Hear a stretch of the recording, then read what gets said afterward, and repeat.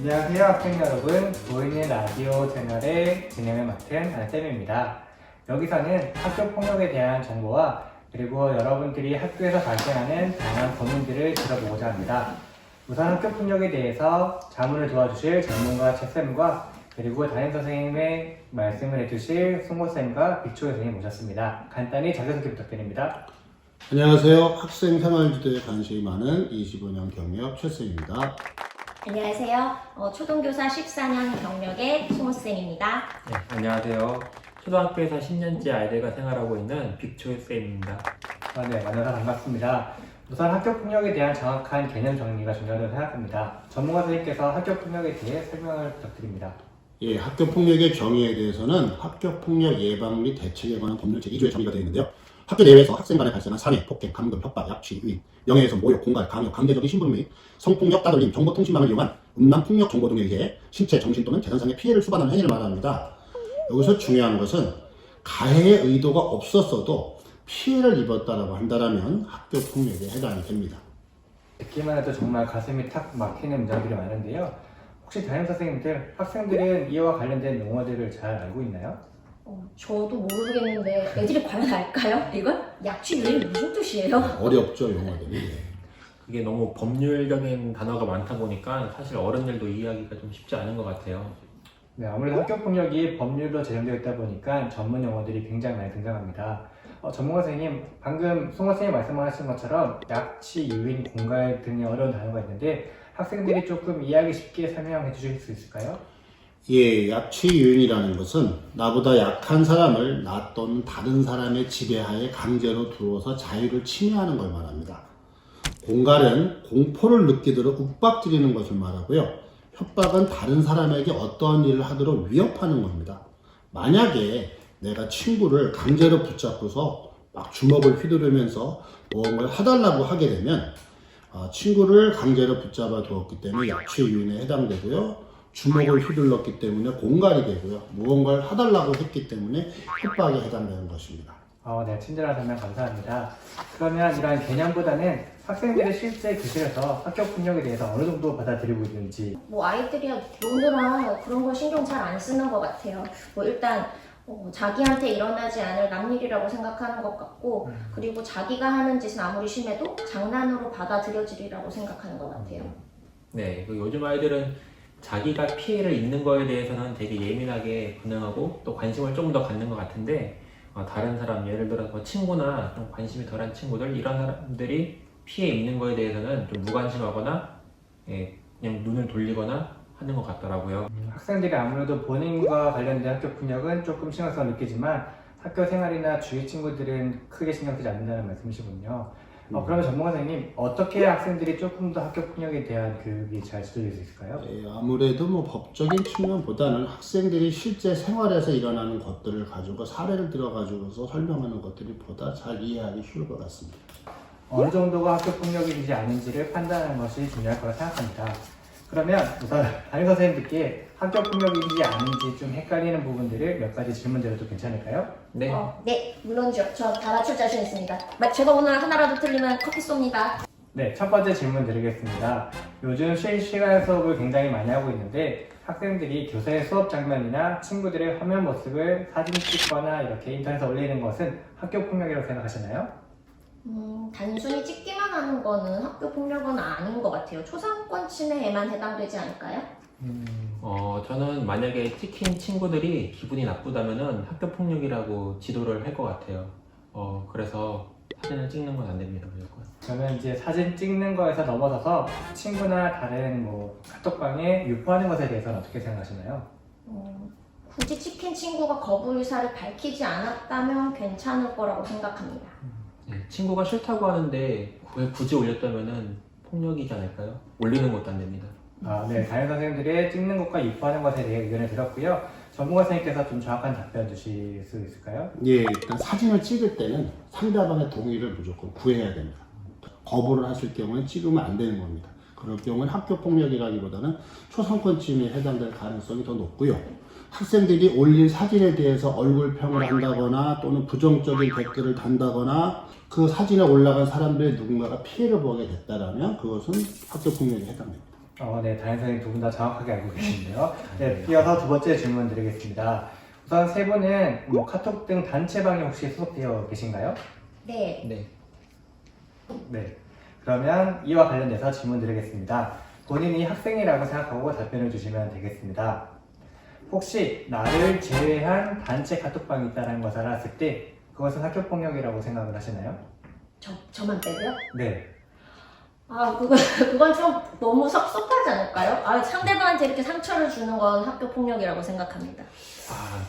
솔직히 속상할 것 같아요. 저만 빼고 그런다면. 근데 자존심이 있는데 말을 못하겠고 폭력일까요? 애매한 것 같은데. 예. 애매하죠. 예, 일단은 단체 채팅방에 소속되지 않는 건 학교 폭력은 아닙니다. 사이버 따돌림에 관한 내용으로 보이는데요. 마음으로 섭섭한 건 이해가 되는데 법률적으로는 사이버 따돌림이란 인터넷, 휴대전화 등 정보통신기기를 이용해서 학생들이 특정 학생들의 개인정보 또는 허위 사실을 유포해야 되고요. 그것이 또 지속적 반복적이어야 됩니다. 그래서 심리적이나 이런 고통을 느끼면 사이버 따돌림이 되는데요. 친구들끼리 단톡방을 여는 거 가지고서 학교 폭력이다 아니다라고 이야기할 수는 없고요. 그 단톡방에서 특정한 친구들을 욕한다거나 비난을 하거나 또 그런 것에 같이 동조를 했다라면 학교 폭력에 해당됩니다. 그러면 조금 반대의 상황으로 넘어가 보겠습니다. 이제는 본인이 카톡방 단체방에 있기 싫어서 나갔음에도 불구하고 계속 초대하고 이 행동이 반복되는 것은 학교폭력이라고 생각을 하시나요? 저 이거 들어본 것 같아요. 카톡 감옥이라고 하던데 아이들이 네. 되게 귀찮아서 나갔는데 계속 부른다고 하더라고요. 나만 빼는 것도 기분 나쁘지만 자꾸 부르는 것도 좀 싫을 것 같아요. 들어가기 싫은 곳에 계속 가게 되는 거잖아요. 예를 들어가지고 제가 꿈을 꿨는데 군대를 다시 하면 꿈을 싫을 것 같아요. 네. 예, 내가 원하지 않는데 계속 초대하는 것은 학교 폭력에 해당합니다. 단톡방에서 나갈 개인의 자유를 침해하는 거고요. 이건 심리적 공격에 해당합니다. 요즘 학생들이 조금 입이 거치고 욕설을 자주 사용하는데 단체방에서 욕설은 어떻게 생각하시나요? 일단 욕설은 단체방이든 어디든 무조건 학교 폭력이죠. 그건. 요즘 아이들이 어떤 욕을 많이 쓰냐면은 초성을 많이 사용하더라고요. 예를 들어서 시업비업 하면은 수박. 네. 수박이. 수박이 이렇게 우리군요. 그럼 불러서 얘기를 해보면은 자기는 수박을 얘기한 건데요. 걔가 이상한데요. 이렇게 말을 하더라고요.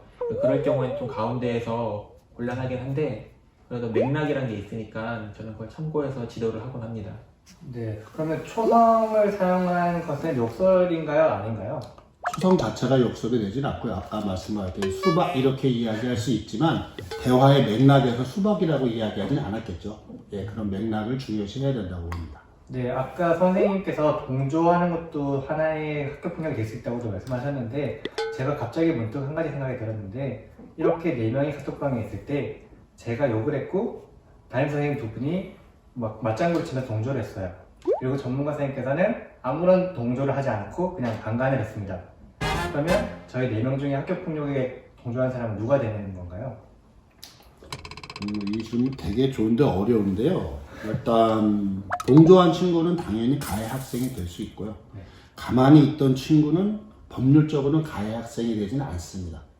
예, 그러나 이제 우리가 교육적인 부분으로 봤을 때는 그 학생한테 다른 방법으로 뭐 나온다던가 어떤 이런 지도를 할 필요성이 있겠죠.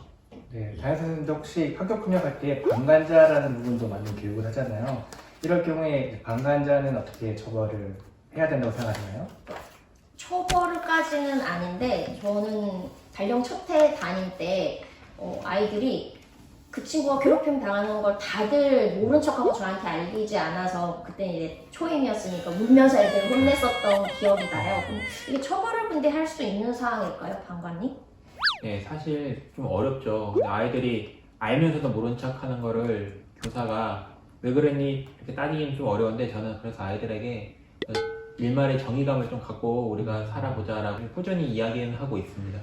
네, 참 애매한 부분이 많은 것 같습니다. 그러면 마지막 질문 드리겠습니다.